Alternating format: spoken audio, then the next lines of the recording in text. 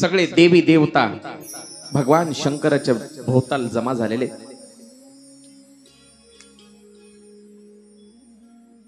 आणि भगवान शंकरानं पाहिलं, त्या देवी देवताला विचारलं, अरे तुम्ही असे नाराज का? महाराज, तारकासुर नावाचा एक राक्षस मातलाय, तारकासुर नावाचा, आणि त्याला मारायचंय। म्हणले मग मारा की। म्हणले आमच्यानं शक्य नाही। मग तुमच्या मुलाच्या हातानं त्याचं मरण आहे असं नारायणानं सांगितले, नारायण भगवंतानं। म्हणजे माझ्या मुलाच्या हातानं? अरे मला बायकोच नाही तर मुलगा कुठून?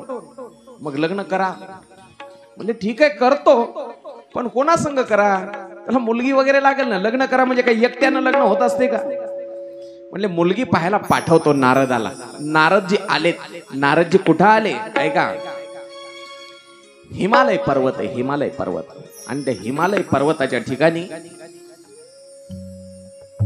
त्या हिमालयाच्या घरी, आणि त्या हिमालयाची पत्नी देखील आहे। काय त्या पत्नीचं नाव? मैनावती। हिमालय आणि मैना या दोघांची एक मुलगी आहे, पार्वती। ही पूर्वीची सती आहे। ही कोण आहे? पूर्वजन्मीची सती आहे।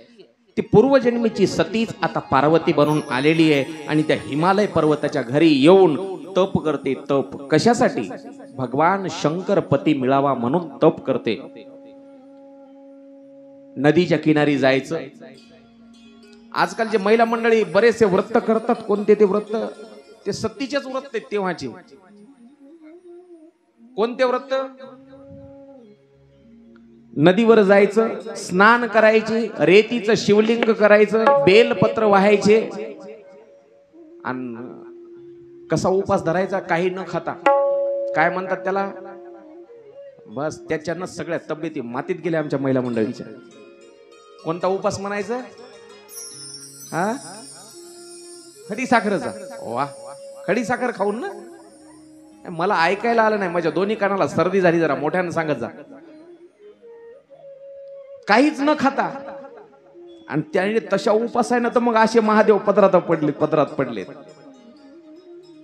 चला, सती तपश्चर्या करते, आणि नारदांनी येऊन सांगितलं, हो सती, त्रैलोक्यामध्ये ख्याती असणारा नवरदेव जर तुला पाहिजे असेल तर या पद्धतीनं उपवास कर, या पद्धतीनं तप कर। सती मातेनं तप केलं। तप हजारो वर्षापर्यंत तप केलं, हजारो वर्षापर्यंत। किती वर्ष तप केलं सांगतोय का?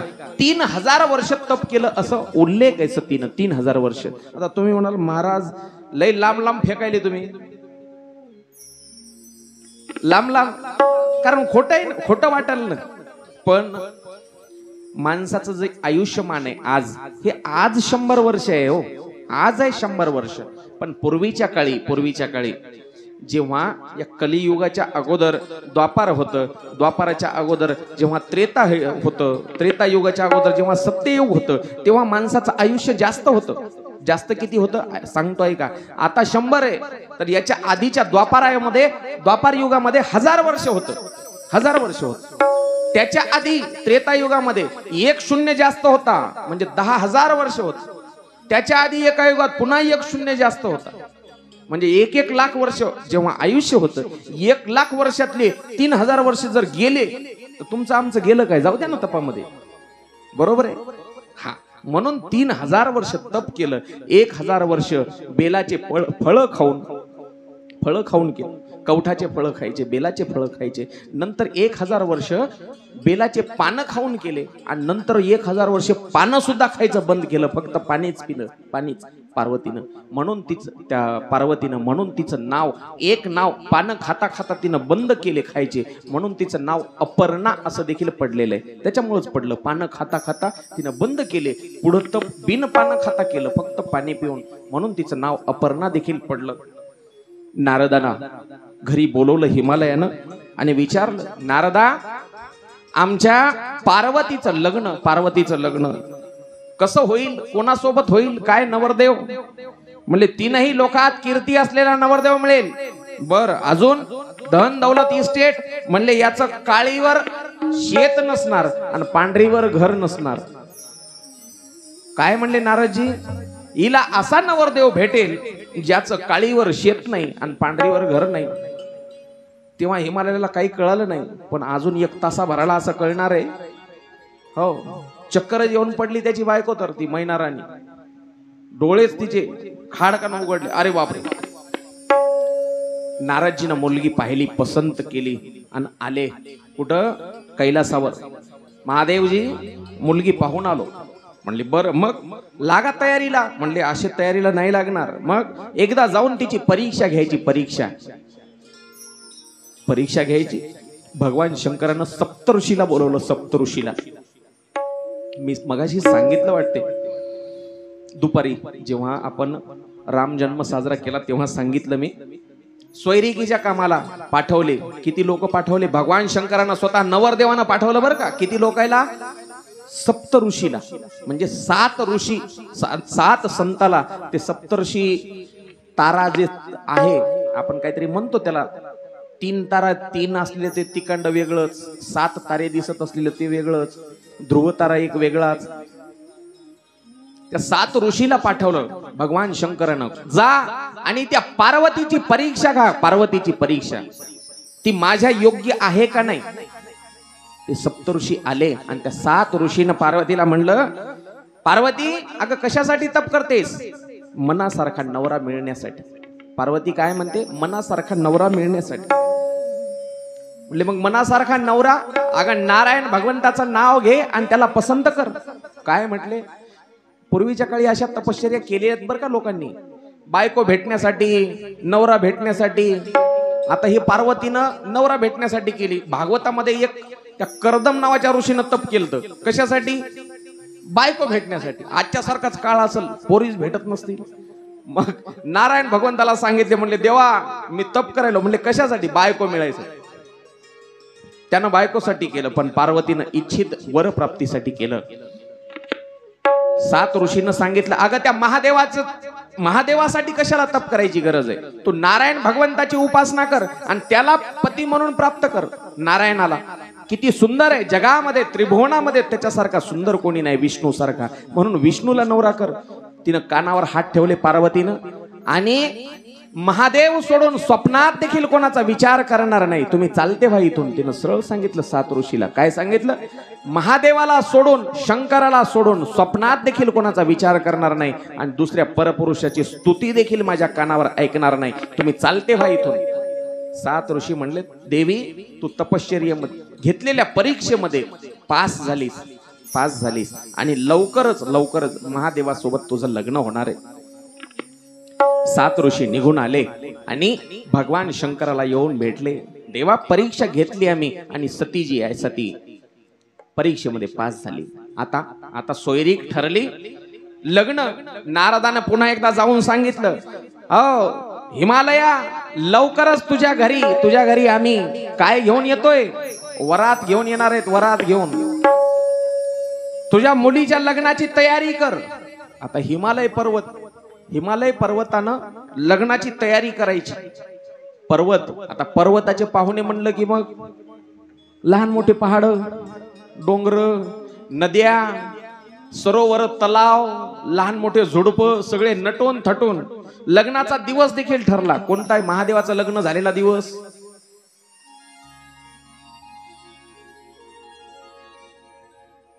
इकडे लक्ष द्या, झोपल्या का काय? महादेवाचं लग्न, महाशिवरात्रीचा दिवस म्हणजे महादेवाच्या लग्नाचा दिवस. ऐका, त्या महाशिवरात्रीला महादेवाचं लग्न व्हायचं ठरवलं. नारदानं जाऊन सांगितलं, हिमालयात तयार राहा. ते म्हणले नवरदेव कोण आहे? म्हणले सांगणार नाही, डायरेक्ट वरातच घेऊन येतो. तयार तर राहा. सगळे शिवगण, सगळे देवी देवता, सगळे आनंदात आहेत, आनंदात. आणि लग्नाची तयारी सुरू झाली. देवी देवता जमले. त्यांनी मस्त धोब्याकडे कपडे दिले धुवायला जायचे, इस्त्री मारायले, नवीन दुकानाहून ते स्प्रे आणायले. काय असते की ते असं, हमारे इधर फॉग चल रहा है, तुम्हारे इधर क्या चल रहा है? हा, लग्नाची तयारी म्हणलं की मग. पण जे महादेवाचे शिवगण होते, शिवगण ते नाराज झाले. भगवान शंकर म्हणले अरे आता काय झालं? म्हणले देवी देवता लग्न आमच्या बाजूच आहे, म्हणजे कैलासावरच्या देवाचं लग्न आहे. आणि पण ते इंद्रादी देव स्वर्गातले ते वैकुंठातले लोक तेच जास्त नटायलेत थटायलेत. म्हणले लग्न आपलं आमच्या मालकाचं आणि तेच लोक उड्या मारायलेत. आपलं बी तसंच असते की ते नवरदेव पहा तुम्ही, हळदीच्या दिवसाशिवाय त्याला कोणी विचारित नाही, पण या बाकीच्याची तयारी असते आधीपासून. व्हाईन मनासारखं लुगडं, मनासारखा शालू. ते लग्नामध्ये महिला मंडळीचं ते सांगायचं काम नाही. रुसवार ते काय रुसवे फुगवे. आणि आजकाल तर ते नवीन नवीनच काही यायले.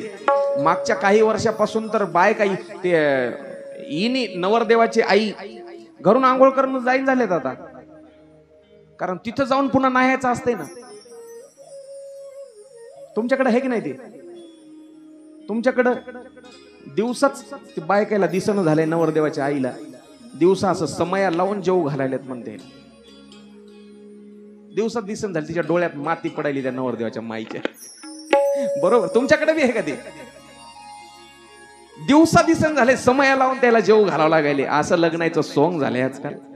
कुठं जाईल आपला समाज या देखाव्यासाठी काही सांगता येत नाही. जमिनी घातल्यावर लोकांना जमिनी घातल्या, लोक रस्त्यावर आले रस्त्यावर. त्याच्यामुळं सुधरा, आता तरी सुधरा. नका हे अनावश्यक खर्च नका. चला, ते कैलासातले शिवगण नाराज झाले. म्हणले बाबा ते देवी देवतात फार नटायलेत थटायलेत, आपल्या माग वराड नाही कोणी काही नाही, आपले 4-5च लोक आहेत. मग अरे घाबरता कशाला?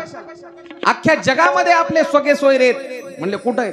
एक मंत्र देतो, ते मंत्र म्हणायचा. प्रत्येक गावाच्या मसनवट्यात जा आणि ते मंत्र म्हणा. प्रत्येक गावाच्या मसनवट्यात गेले आणि ते मंत्र म्हणला. जेवढे काही भूत खेत वेताळ अतृप्त आत्मे, फाशी घेऊन मेलेले, धडकून मेलेले, पॉइझन घेऊन सगळे जेवढे काही होते सगळे उठून बसले आणि कैलासात जमा झाले. कैलासात का? कारण सगळ्यांचा स्वामी भगवान शंकर आहे. मसनवट्यात राहणारा तो देव सगळ्यांचा मालक. सगळेजण जमा झाले. आता देवा तयारीला लागायचा. तयारीला तिकडं तयारी झाली का? मला निरोप द्या, इकडं झाली का नाही? तयार आहेत का तिकडं?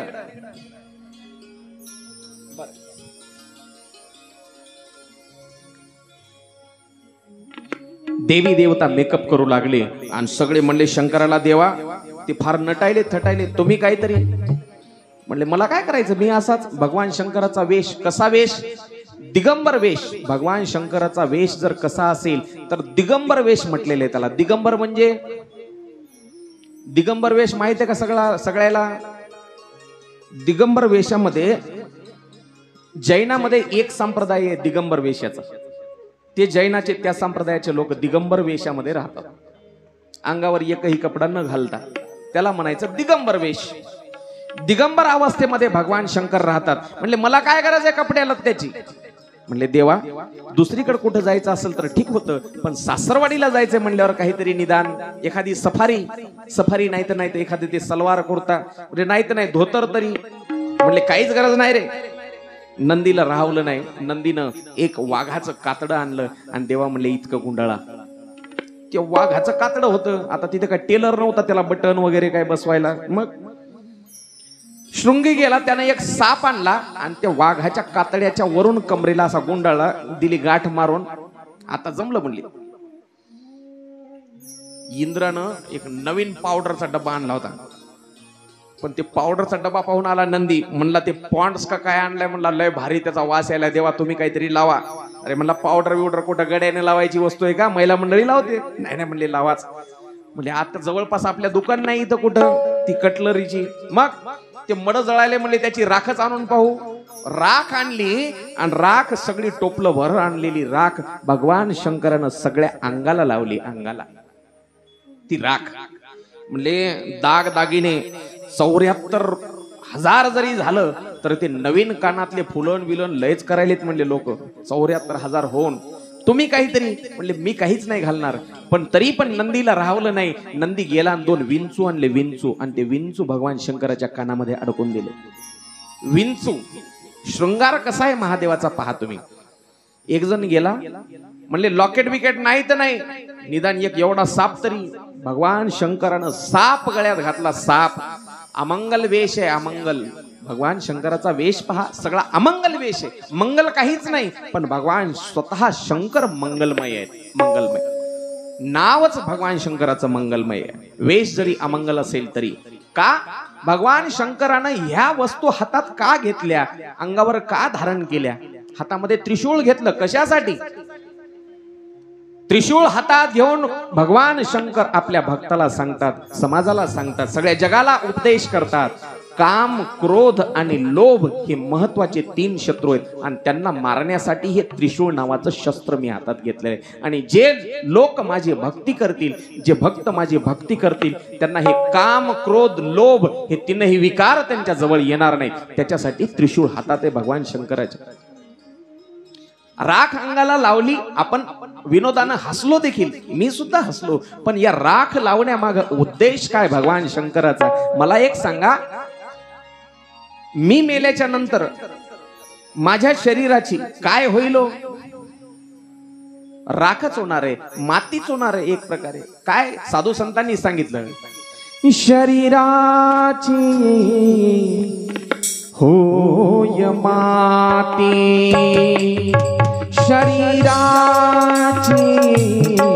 होय माती, शरीराची होय माती, शरीराची होय माती. सर्वांनी मोठ्या प्रेमाने टाळी वाजवून भजन. शरीराची होय माती, शरीराची होय माती, शरीराची होय माती, शरीराची होय माती. कोणी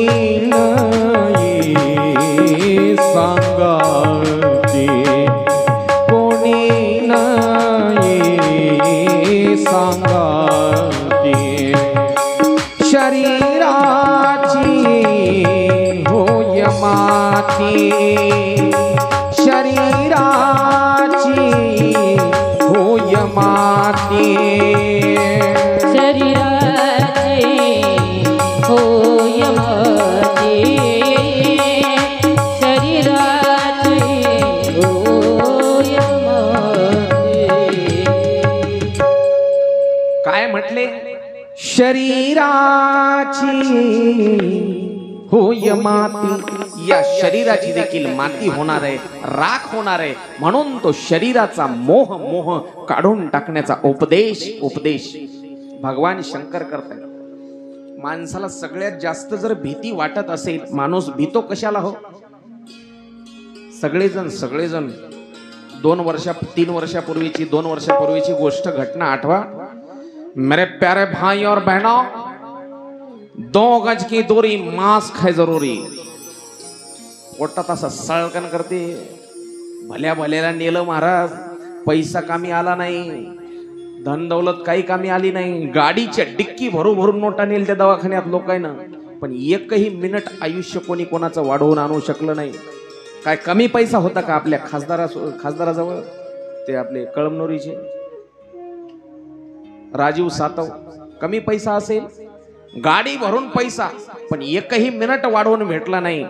म्हणून माणसाला सगळ्यात जास्त भीती जी आहे ती मरणाची भीती आहे, मरणाची. आणि शरीर जाण्याची भीती, शरीर जाण्याची. एवढा काटा टोचू द्या, विंचू चावू द्या, आता दवाखान्यात पळतो आपण, मरतो की काय चावलं की म्हणून. आणि या शरीराचा मोह घालवण्यासाठी भगवान शंकर सांगतात, काया काया काया काया म्हणजे हे शरीर. काया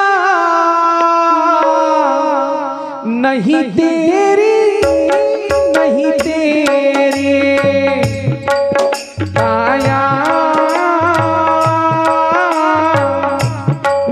नहीं तेरी नहीं तेरी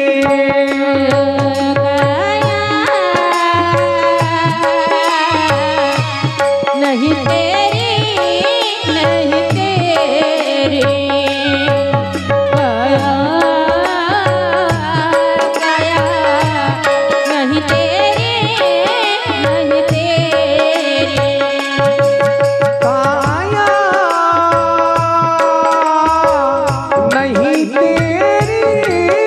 नहीं तेरी काया नहीं तेरी नहीं तेरी काया नहीं तेरी नहीं तेरी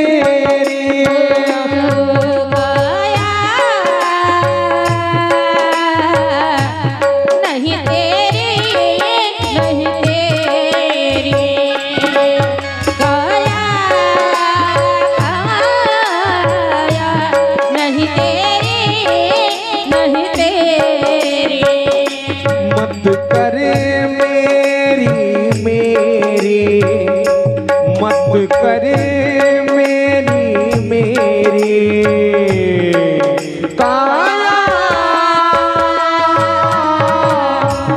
नहीं मेरी नहीं तेरी काया नहीं तेरी नहीं तेरी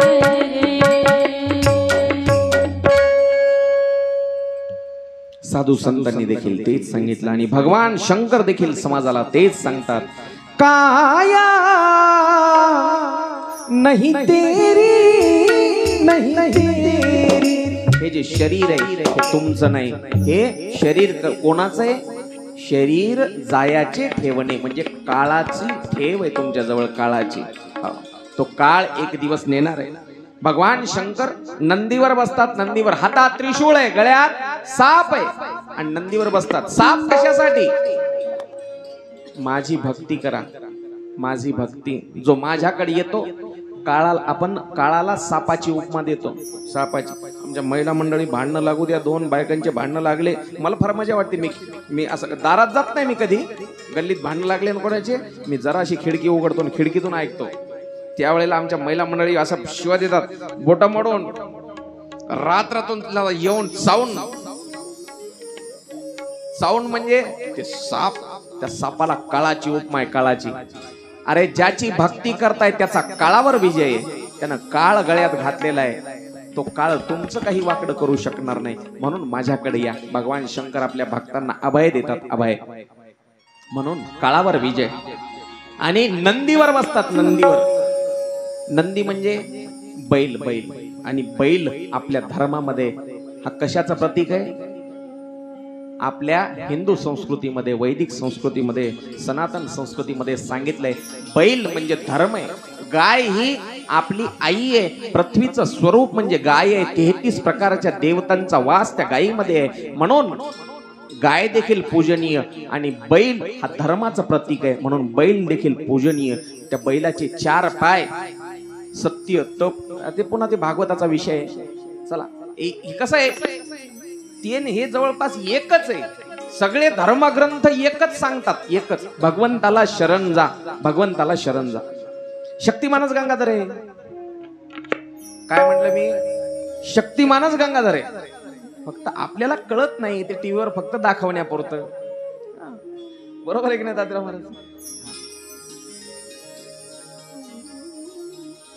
काय सांगू लागलो मी माझं असं होतंय मधात बाहेर गेलं की धर्मावर म्हणजे बैलावर शंकरजी बसतात हातामध्ये त्रिशूळ सगळे सगळे भगवंताचा जो भगवान शंकराचा वेश आहे अमंगल वेश आहे का अमंगल वेश का भगवान शंकर सांगतात कानामध्ये विंचू घातलेत गळ्यामध्ये साप आहे सोन्या चांदीचा देखील मोह नाही त्या भगवान शंकराला सोन्या चांदीचा देखील मोह नाही असे शंकरजी आता वरात निघाली आणि वरातीत आता एकदा शंकरजीचा निरोप घ्याव चलाव का पुढं म्हणून हे विचारण्यासाठी सगळ्यात पुढं असलेले लक्ष द्या सगळ्यात पुढं गरुडावर बसून तो नारायण भगवंत विष्णू परमात्मा एकदा शंकरजीचा निरोप घेण्यासाठी गरुडावर बसून पुन्हा महादेवाच्या जवळ आले आणि महादेवाच्या जवळ आले त्या गरुडानं पाहिलं भगवान शंकराच्या कमरेला एक नाग होता. कमरेला नाग कोणता होता? ते वाघाच्या कातड्याच्या वरून गुंडाळलेला.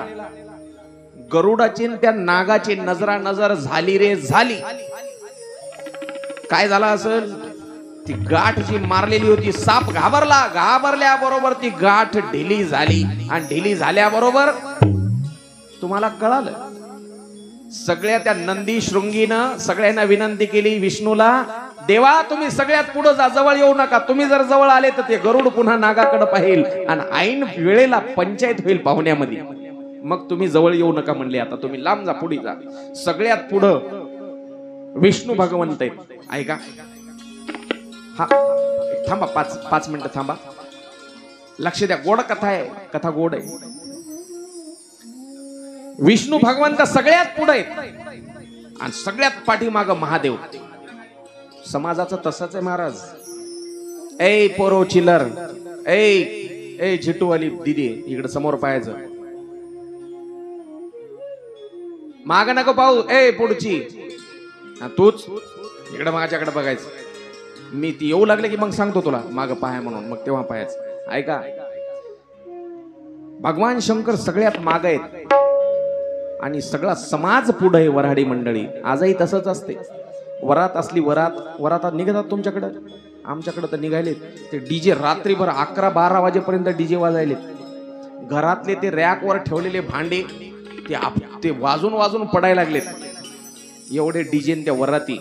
पण एक गोष्ट लक्षात घ्या, लग्नामध्ये जो समाज वरातीमध्ये तुमच्या पुढं असतो तोच समाज अंत्ययात्रेमध्ये कुठं असतो?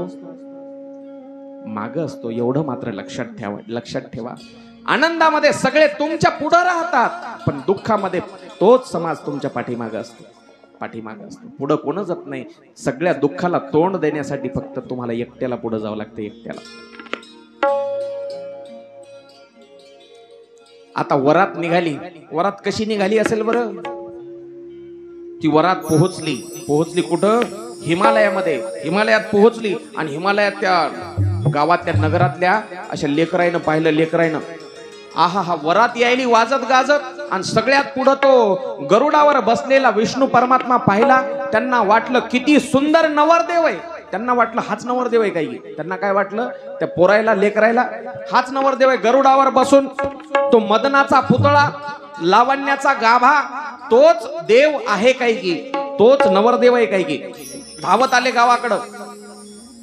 मैना काकू अपने दीदी के भाग्य बदलने वाले है. काय म्हणतात ते मैना राणीला, पार्वतीच्या आईला? आपल्या दीदीचं, पार्वती दीदीचं भाग्य बदललं म्हणले. अपने दीदी के भाग्य चमकने वाले है. अरे काय झालं?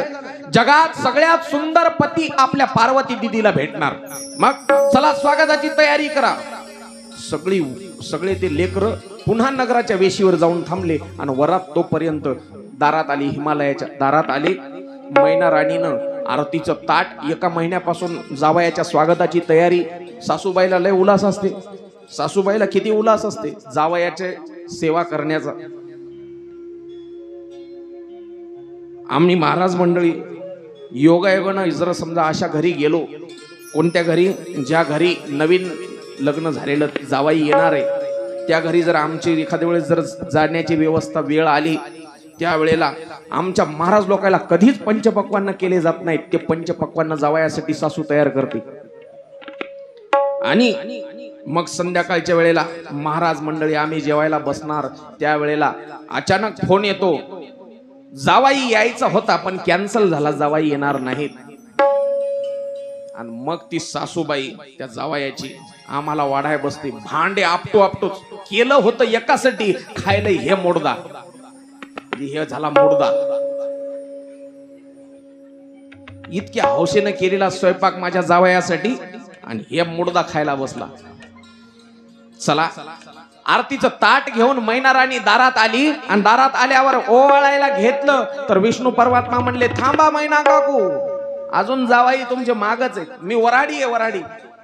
सगळे लोकांना तोंडात बोट घातले. वराडी जर एवढे पैसेवाले, एवढ्या सुंदर गाड्या घोड्या ते काय दाग दागिने एवढे सुंदर वराडी असतील, विष्णू परमात्मा ज्याचा वराडी आहे म्हणल्यावर नवरदेव किती सुंदर असेल. ऐका, सगळ्या प्रजेला आनंद झाला. हिमालयातल्या मैना राणी पुन्हा घरात जाऊन बसली. मग आता खरी वरात येऊ लागली. खरी वरात तिथं वेशीवर आली आणि वेशीवर आल्यावर ते महादेवाचे सगळे सोयरे पाहिले.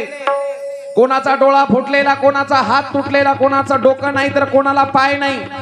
भूत वेताळ ते पाहिले सगळे त्या लहान मुलांनी आणि आपल्या करदोड्याच्या गाठी पुन्हा एकदा आवळल्या आणि जे असे धरले म्हणताल घरापर्यंत. सुनो हिमालय वालो, अपने घर के दरवाजे अंदर से बंद कर लो, सबकी मौत आई है, आज कोई नहीं बचने वाला, सबको ये लोग खा लेंगे, अपने अपने घर के दरवाजे बंद करो. सगळे पोरं ते लहान लहान आपापल्या घरात गेले. घराचे दार बंद केले. दाराच्या फटीतून पाहायला लागले ते भूत, ते वेताळ. ती वरात आता हिमालयाच्या दारात आली, मांडव टाकलेला. आणि दारात आल्यावर मैना राणी ताट घेऊन ओवाळायला आली. सोन्याचं ताट, त्याच्यात सोन्याची आरती, तुपाची फुलवात आणि मैना राणीनं हातात ताट घेतलं आणि वर पाहिलं महादेवाला. त्या बैलावर, नंदी बैलावर बसलेल्या महादेवाच्या मुखाकडं पाहिलं. पाहिल्याबरोबर चक्कर आली आणि मैना राणीच्या हातातलं ताट खाली पडलं. मैना राणी बेशुद्ध झाली. उचललं 4 लोकांना घरात आणलं. मग शुद्धीवर आल्यावर का बेशुद्ध झाली याच्या मागे 2-3 कारण सांगितले तुलसीदासांनी. तुलसीदासजी म्हणतात, अहो मैना राणीनं वाटलं ज्याला चंद्र ओवाळतोय रात्रंदिवस, ज्याच्या मस्तकावर चंद्र आहे, त्याला मी माझ्या आरतीच्या ताटानं दिव्यानं काय ओवाळणार. दुसरा एक भाव तुलसीदासजी म्हणतात, गळ्यातला तो तेवढा भला मोठा नाग पाहिला आणि त्या बाईला चक्कर आली, मैनाबाईला, म्हणून खाली पडली. मैना राणी घरात शुद्धीवर आली आणि मग सगळे गल्लीतले लोक जमा झाले, नगरातले लोक जमा झाले आणि मग म्हणू लागले, अरे अशी कुठं सोयरीक असते का, ज्याला सासूरवाडीत कसं यायचं ते माहित नाही. लोक बुलेटवर येतात, स्कॉर्पिओ गाडी आणतात, बोलेरो आणतात, निदान यानं हिरो होंडा तरी आणाय पाहिजे होती. बैलावर बसून आले. बैलावर कुठे येतात का, बरं आलं तर आलं, निदान कटिंग वगैरे दाढी वगैरे तरी करून यावं, दाढी जटा वाढवून आले. बरं आलं तर आलं, निदान कपडे तरी घालून, वाघाचं काम चामडं गुंडाळून आले कमरेला. याला आमची पार्वती द्यायची नाही पार्वती. कोण लावली रे सोयरी, कोण लावली. एक जण म्हणला, ते शेंडीवाला बाबा आला होता, विना होता त्याच्या हातात आणि हातात चिपळ्या होत्या. काय नाव त्याचं नाव नारद होतं. नारद. बोलवा रे त्याला. बोलवा म्हणल्याबरोबर नारदजी हजर. बली का बकरा मैं हूं म्हणले, आता माझाच नंबर आहे. सगळ्या परिस्थितीला तोंड देणार. त्यावेळेला हिमालय आणि नारदजी यांची चर्चा सुरू झाली. हिमालय म्हणतोय, काय नारदा, तुम्ही सोयरीक लावली. म्हणले हो. अगोदर का नाही सांगितलं. नवरदेव असा आहे तो अमंगल वेशवाला. अरे याच्याकडे पाहिलं तर आमची पार्वती पहा आणि याच्याकडे पहा, जोडा तरी लागतो का. लागत नाही जोडा, आम्ही देणार नाही. म्हणले द्यावं लागेल, विधी लिखित आहे तसं, विधी लिखित. मी सांगितलं होतं. आवाज जरा जरा जरा जरा कमी होत चाललाय काय की, जरा असं जवळ जवळ येऊन बोलावं लागायला. जरा लांबून बोललं तर आवाज येईन झालाय, जरासा वाढवून द्या अजून. हा, मी तुला अगोदर सांगितलं होतं हिमालया, कारण तुझ्या पार्वतीला असा नवरदेव मिळेल ज्याला आदी नाही, ज्याला अंतही नाही, ज्याच्या आईचाही पत्ता नाही, बापाचाही पत्ता नाही, ज्याचा जन्मही नाही, ज्याला मरण देखील नाही, ज्याचं पांढरीवर घर नाही, काळीवर शेत नाही, असा नवरदेव तुझ्या पार्वतीला मिळणार आहे. तेव्हा हिमालयाचे डोळे उघडले आणि मग हिमालय आणि मैना राणी लग्नाला तयार झाले. आणि लग्नाला तयार झाले त्यावेळेला सगळेजण आनंदानं नाचत, येऊ द्या आता, आनंदानं नाचत लग्नाला तयार झाले. कसे झाले. भूते भूते वेताळ नाचती, भूते वेताळ नाचती,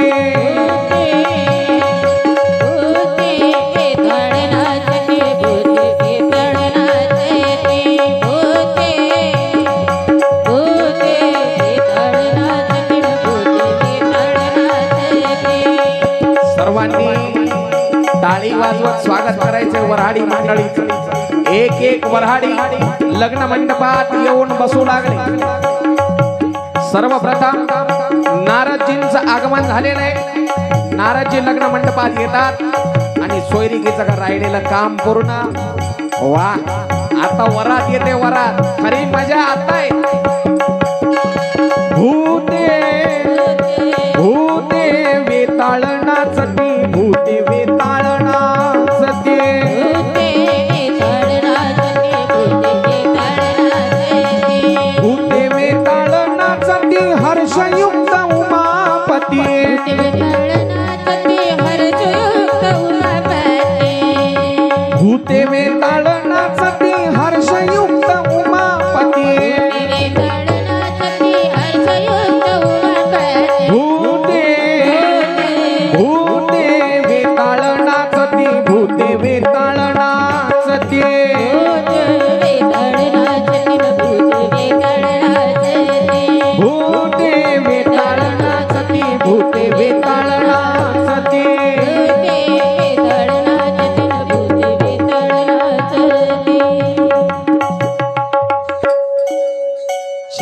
थोडीशी कमी केली तरी चालते, पण बेसचा आवाज डग्याचा बिलकुलच येणं झाला.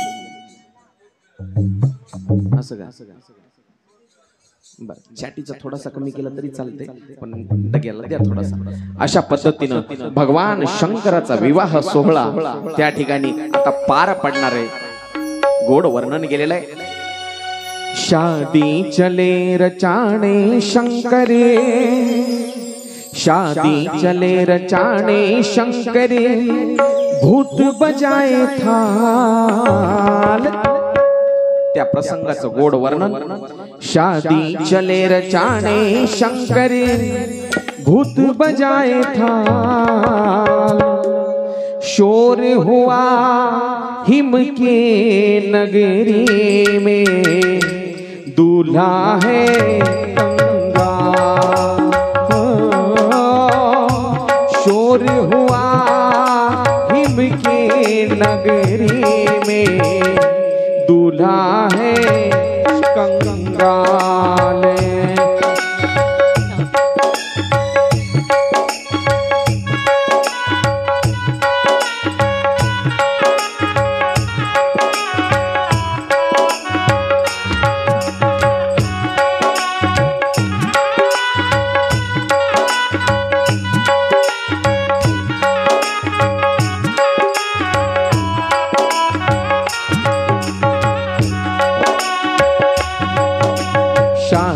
चले रचाने शंकरे, भूत बजाए थाल.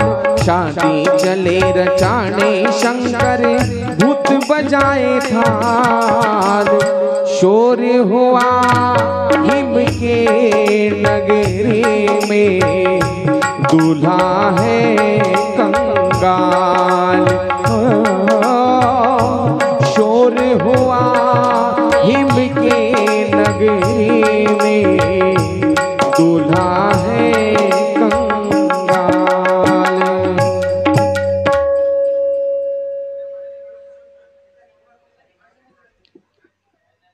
त्यांना जरासं तिकडं तोंड करू द्या ना. ते जे लहान लहान लेकरं पुढे बसलेत का, त्यांच्याकडे तोंड करा जरासं तुम्ही. ओ शंकरजीचे सगळे सोयरे, ते समोर बसलेली ती दीदी समोरची, तिच्याकडे तिच्या जवळ जा की जरासं. ही इकडे इकडे या डाव्या हाताला नारदाच्या पलीकडे. हा जा बरं, ते 2-4 जण जवळ सरकते की दिदे माग सरक. हा शाबाश. असे भगवान शंकराचे नातेवाईक, भूत, खेत, वेताळ सगळे जण त्या लग्नाला हजर आहेत. आणि आता विवाह सोहळा, मंगलाष्टकाला सुरुवात.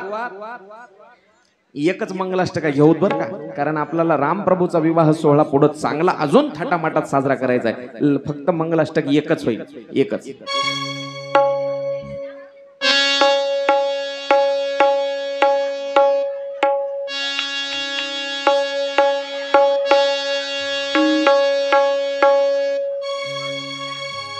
वक्रतुंड महाकाय, सूर्यकोटि समप्रभा,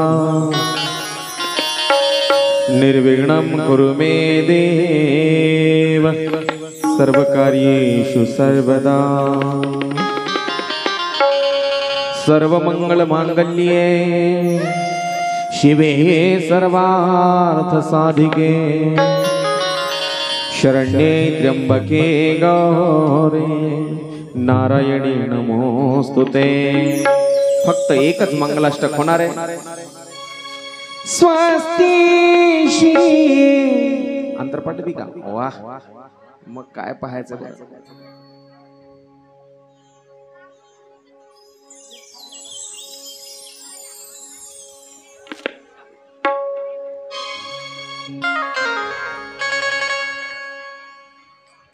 सुरू शुभ मंगला, शुभ मंगला, शुभ मंगल सावधान, सावधान, शुभ मंगल सावधान.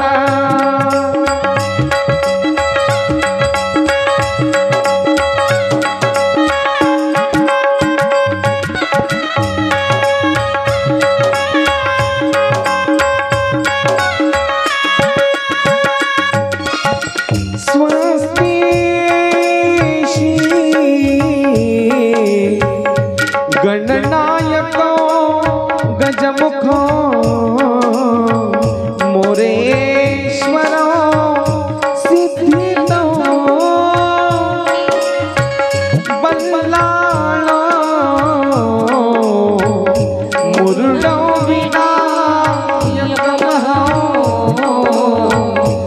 चितावली देवरो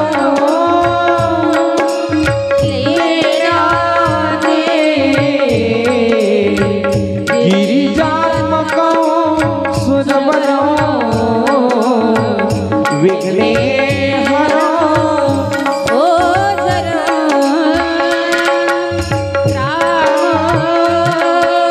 राजन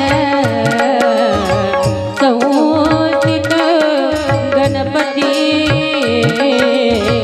सूर्या सदा मंगल शुभ मंगल सावधान सावधान शुभ मंगल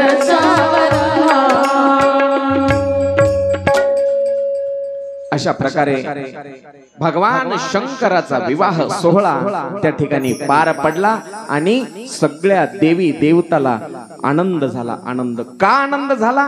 कारण आता लग्न झालंय आणि लग्नानंतर भगवान शंकराच्या मुलाच्या हातानं राक्षस तारकासुराचा वध होणार आहे म्हणून सगळे देवी देवताला आनंद झाला आणि सगळे देवी देवता आनंदात नाचू गाऊ लागले. नाचू गाऊ लागले. कसे नारदजी कसे नाचू लागले? लग्न निकाले नारद बाबा. ऐका ऐका मी आताच काय सांगितलं? सगळ्या देवी देवताला आनंद झाला आणि दुःख झालं राक्षसायला. त्या तारकासुराच्या बाजूचे जेवढे राक्षस होते की नाही असेच खाली बसले होते. कोण बसले होते? राक्षस लोक. आणि देवी देवता उठून नाचू लागले. कळलं त्याला धन्यवाद, नाही कळलं त्याला पोटभर जेवायला पण दिला. देवी देवता उठून नाचू लागले. राक्षसाच्या पार्टीचे असेच बसून होते. सगळेजण उठतील आणि पावल्या खेळून भजनाचा आनंद घेतील. सगळेजण सर्वांना विनंती, माय मावल्या पुरुष मंडळी सगळ्यांनी कोणाला जायचं नाही. महादेवाचं लग्न आहे, महादेवाचं. आणि या महादेवाच्या लग्नामध्ये सगळेजण आपण आनंदानं सामील होऊया. सगळेजण लग्न निकाले नारद बाबा. कोण ठरवली सोयरी? त्या नारदांनी तयार आहेत का सगळे?